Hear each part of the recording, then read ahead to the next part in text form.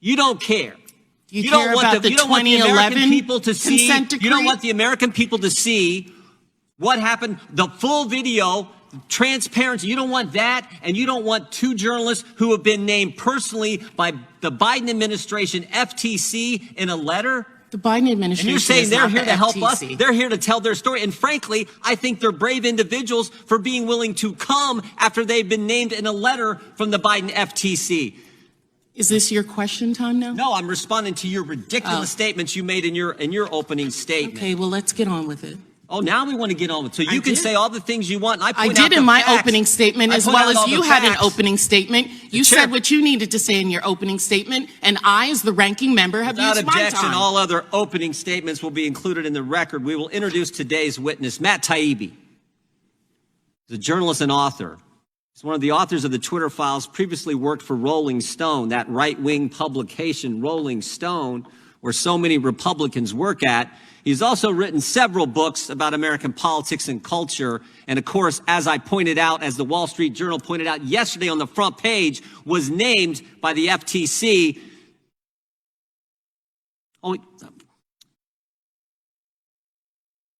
Michael Shellenberger is also a journalist, author, and one of the authors of the Twitter Files. He's also co-founded several nonprofits, including Breakthrough Institute, Environmental Progress, and the California Peace Coalition, another right-wing Republican organization, I'm sure. His work often focuses on crime and drug policy, homelessness, and the climate.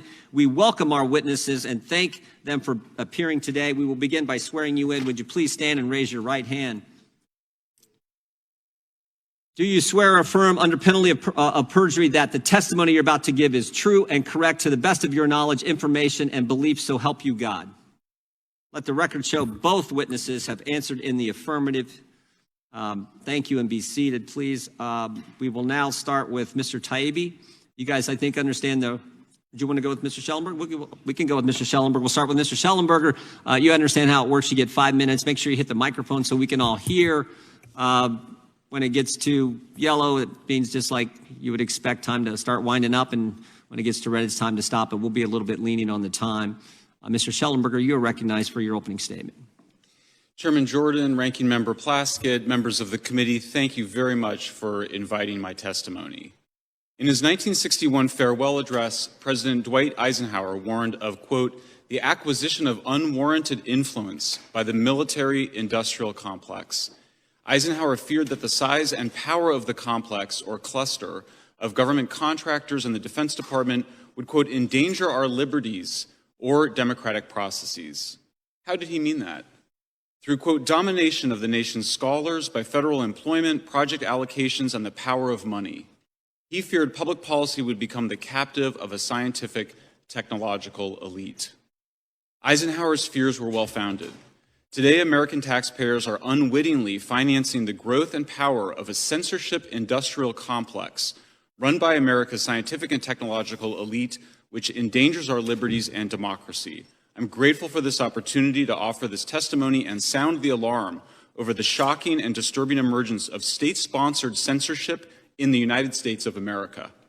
The Twitter Files, state attorneys general lawsuits, and investigative reporters have revealed a large and growing network of government agencies, academic institutions, and non-governmental organizations that are actively censoring American citizens, often without their knowledge, on a range of issues. I do not know how much of the censorship is coordinated beyond what we have been able to document, and I will not speculate. I recognize that the law allows Facebook, Twitter, and other private companies to moderate content on their platforms, and I support the right of governments to communicate with the public, including to dispute inaccurate information. But government officials have been caught repeatedly pushing social media platforms to censor disfavored users and content. Often these acts of censorship threaten the legal protection social media companies need to exist, Section 230. If government officials are directing or facilitating such censorship, notes one law professor, it raises serious First Amendment questions. It is axiomatic that the government cannot do indirectly what it is prohibited from doing directly. Moreover, we know that the U.S. government has funded organizations that pressure advertisers to boycott news media organizations and social media platforms that refuse to censor and/or spread disinformation, including alleged conspiracy theories. The Stanford Internet Observatory, the University of Washington, the Atlantic Council's Digital Forensic Research Lab, and Graphica have all inadequately disclosed ties to the Department of Defense, the CIA, and other intelligence agencies. They work with multiple U.S. government agencies to institutionalize censorship research and advocacy within dozens of other universities and think tanks. It is important to understand how these groups function. They are not publicly engaging with their opponents in an open exchange of ideas.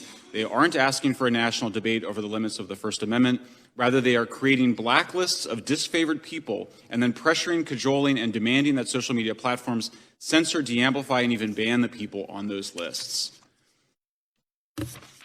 The censorship industrial complex combines established methods of psychological manipulation, some developed by the U.S. military during the global war on terror, with highly sophisticated tools from computer science, including artificial intelligence. The complex's leaders are driven by the fear that the internet and social media platforms empower populist, alternative, and fringe personalities and views which they regard as destabilizing. Federal government officials, agencies, and contractors have gone from fighting ISIS recruiters and Russian bots to censoring and deplatforming ordinary Americans and disfavored public figures. Importantly, the bar for bringing in military-grade government monitoring and speech countering techniques has moved from, quote, countering terrorism to, quote, countering extremism to countering simple misinformation, otherwise known as being wrong on the internet. The government no longer needs a predicate of calling you a terrorist or an extremist to deploy government resources to counter your political activity.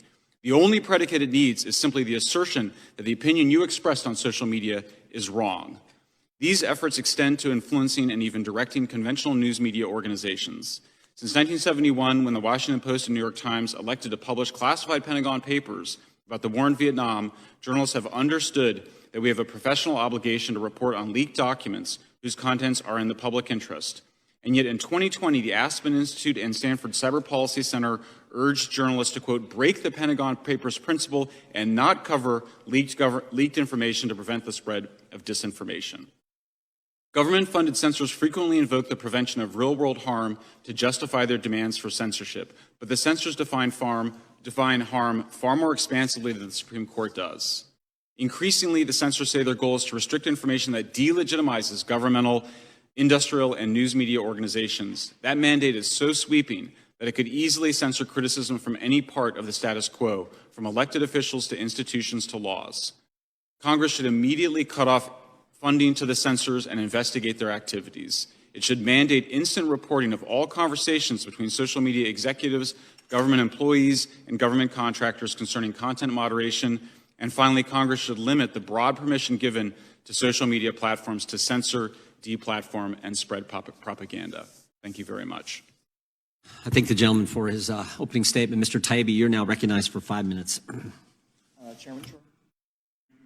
Mr. Taibbi, hit that. Chairman Jordan, Ranking Member Plaskett, members of the Select Committee, thank you for having me today. My name is Matt Taibbi. I've been a reporter for 30 years and a staunch advocate of the First Amendment. Much of that time was spent at Rolling Stone magazine. Ranking Member Plaskett, I'm not a so-called journalist. I've won the National Magazine Award, the I.F. Stone Award for Independent Journalism, and I've written 10 books, including 4 New York Times bestsellers. I'm now the editor of the online magazine Racket on the independent platform Substack. I'm here today because of a series of events that began late last year when I received a note from a source online. It read, "Are you interested in doing a deep dive into what censorship and manipulation was going on at Twitter?" A week later, the first of what became known as the Twitter Files reports came out. To say these attracted intense public interest would be an understatement. My computer looked like a Vegas slot machine as just the first tweet about the blockage of the Hunter Biden laptop story registered 143 million impressions and 30 million engagements. But it wasn't until a week after the first report, after Michael Shellenberger, Barry Weiss, and other researchers joined the search of the files, that we started to grasp the significance of this story. The original promise of the internet was that it might democratize the exchange of information globally. A free internet would overwhelm all attempts to control information flow, its very existence a threat to anti-democratic forms of government everywhere. What we found in the files was a sweeping effort to reverse that promise and use machine learning and other tools to turn the internet into an instrument of censorship and social control. Unfortunately, our own government appears to be playing a lead role. We saw the first hints in communications between Twitter executives before the 2020 election, when we read things like flagged by DHS or please see attached report from FBI for potential misinformation. This would be attached to an Excel spreadsheet with a long list of names whose accounts were often suspended shortly after. Again, Ranking Member Plaskett, I would note that the evidence of Twitter-government relationship includes lists of tens of thousands of names on both the left and right. The people affected include Trump supporters, but also left-leaning sites like Consortium and Truth Out, the leftist South American channel Telesur, the Yellow Vest movement. That, in fact, is a key point of the Twitter files, that it's neither a left nor right issue. Following the trail of communications between Twitter and the federal government across tens of thousands of emails led to a series of revelations. Mr. Chairman, we summarized and submitted them to the committee in the form of a new Twitter files thread, which was also released to the public this morning. We learned Twitter, Facebook, Google, and other companies developed a formal system for taking in moderation requests from every corner of government, from the FBI, the DHS, the HHS, DOD, the Global Engagement Center at State, even the CIA. For every government agency scanning Twitter, there were perhaps 20 quasi-private entities doing the same thing, including Stanford's Election Integrity Partnership, NewsGuard, the Global Disinformation Index, and many others, many taxpayer-funded. A focus of this fast-growing network, as Mike noted, is making lists of people whose opinions, beliefs, associations, or sympathies are deemed misinformation, disinformation, or malinformation. That last term is just a euphemism for true but inconvenient. Undeniably, the making of such lists is a form of digital McCarthyism. Ordinary Americans are not just being reported to Twitter for de-amplification or deplatforming, but to firms like PayPal, digital advertisers like Xandr, and crowdfunding sites like GoFundMe. These companies can and do refuse service to law-abiding people and businesses whose only crime is falling afoul of a distant, faceless, unaccountable, algorithmic judge. As someone who grew up a traditional ACLU liberal, this mechanism for punishment and deprivation without due process is horrifying. Another troubling aspect is the role of the press, which should be the people's last line of defense in such cases. But instead of investigating these groups, journalists partnered with them. If Twitter declined to remove an account right away, government agencies and NGOs would call reporters for the New York Times, Washington Post, and other outlets, who in turn would call Twitter demanding to know why action had not yet been taken. Effectively, news media became an arm of a state-sponsored thought policing system. I'm running out of time, so I'll just sum up and say, it's just not possible to instantly arrive at truth. It is, however, possible, becoming technologically possible to instantly define and enforce a political consensus online, which I believe is what we're looking at. This is a grave threat to people of all political persuasions. The First Amendment and an American population accustomed to the right to speak is the best defense left against the censorship industrial complex. If the latter can knock over our first and most important constitutional guarantee, these groups will have no serious opponent left anywhere. If there's anything the Twitter files show, it's that we're in danger of losing this most precious right, without which all democratic rights are impossible. Thank you for the opportunity to appear, and I'd be happy to answer any questions from the committee. Thank you, Mr. Taibbi. We appreciate both of your opening statements. The chair now recognizes the gentleman from Louisiana, Mr. Johnson, for 5 minutes of question. Gentlemen, thank you both for being here. It is not surprising that the minority is already attacking you in its opening statement. We apologize to both of you. You shouldn't be treated that way. Some of the defenders of big tech and the Biden administration, as we know, have worked very hard to cast doubts on the legitimacy of your reporting, and some have gone so far to state it's irrelevant if Twitter was suppressing speech in coordination with the federal government. But this morning, we saw a stunning display of their attack of your character. We shouldn't be surprised. This is what the defenders of big government corruption do. This is the playbook. They destroy the messenger. We just saw it here on live television, and everybody can see it for themselves. and the whistleblowers, of course, as well. Look, this is what we know. What you've documented carefully in the Twitter files are a couple of key facts. People will hear a lot of things today, but this is what they need to know. The federal government, from Democrat members of Congress to intelligence agencies, including the FBI, used Twitter and other social media companies to censor Americans' speech. If the alarm bells are not going off, then you're not paying attention. Over the past 3 years, documents show, they prove what you guys have uncovered here, is there's communication between Twitter and the FBI. It was constant, it was pervasive. Twitter was basically an FBI subsidiary before Elon Musk took it over. The Twitter files revealed that by 2020, Twitter was engaged in open information sharing with the intelligence community, and now we know there were many intelligence agencies apparently involved in this. The FBI pressured Twitter to act on election-related tweets leading up to the 2022 election. Of course, they did it in 2020 as well. And Twitter dutifully censored content as a result. Twitter executives restricted accounts. They censored speech that conflicted with the left's narrative. Twitter has used its internal tools to control and manipulate speech considered misinformation. And who was determining that? It was the government bureaucrats. Documents show that Twitter used visibility filtering to restrict certain accounts and posts and removed people from the platform altogether. The Twitter files should be a matter of bipartisan concern for every member of Congress and every American citizen, because it is a bedrock principle of our constitutional system that the government does not get to decide what speech is acceptable or true. Under the First Amendment, Americans have a right to speak freely, regardless of whether their speech upsets the preferred narrative. In fact, that's when it needs the most vigorous protection. Everybody on the left used to believe in that, or at least they purported to. Government and media fact checkers frequently get things wrong. The American people can't and shouldn't rely on so-called experts to be the arbiters of truth, disinformation boards and the like. It doesn't matter what political party you're in. Government should not suppress important debates in public discourse. Gentlemen, let me start with Mr. Taibbi. You have a long, award-winning journalist career. You just highlighted here decades of experience reporting on some of the most complex and important issues of our time. Where do you rate your reporting on the Twitter files among your whole body of work throughout your career? How serious is this? Well, first of all, Mr. Congressman, thank you for the question. I would say, I spent 10 years covering the aftermath of the 2008 financial crisis.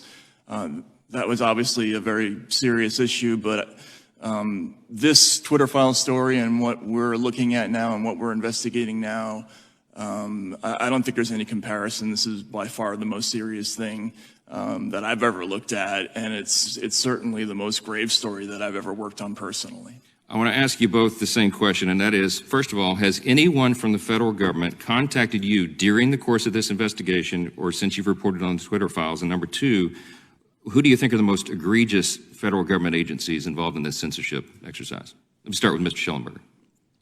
Thank you, Congressman. I have not been contacted by Thank you, Congressman. I have not been contacted by anybody in the Biden administration relating to this topic. And I would like to echo what Matt just said. I've never worked on an issue where so frequently while doing it, I just had chills go up my spine because of what I was seeing happening. I never thought in my own country that freedom of speech would be threatened in this way. And it's just frightening when you get into it. The most recent, our most recent discoveries, I think you understand the process, is that we first raised a bunch of concerns around the way Twitter pre-Elon Musk was censoring people and creating blacklists. Very quickly, we discovered that we had FBI agents basically and other government officials, demanding that Twitter take certain actions. We now know that the Department of Homeland Services, which has had, what's that? Security, sorry, Department of Homeland Security, had tried to create a disinformation board. That went away after public backlash, but we now realize that they have this other enterprise and they've been building out basically mechanisms to proliferate a censorship industrial complex around the country to censor on a whole range of issues. And so you've seen this censorship industry go from, well, we're just fighting ISIS, to, well, we're just fighting Russian disinformation bots, to, well, now we need to fight domestic misinformation, which is just saying we need to fight against people who are saying things we disagree with online. That's all that means. And I mean, it's not a slippery slope. It's an immediate leap into a terrifying mechanism that we only see in totalitarian societies of attempting to gain control over what the social media platforms are allowing. And so Yeah, for me, it starts at DHS, but we basically see almost every government agency involved in this. It's frightening. I'm out of time. I yield back. Gentleman from Massachusetts, Mr. Lynch is recognized. Thank you, Mr. Chairman. I do need to correct the record. So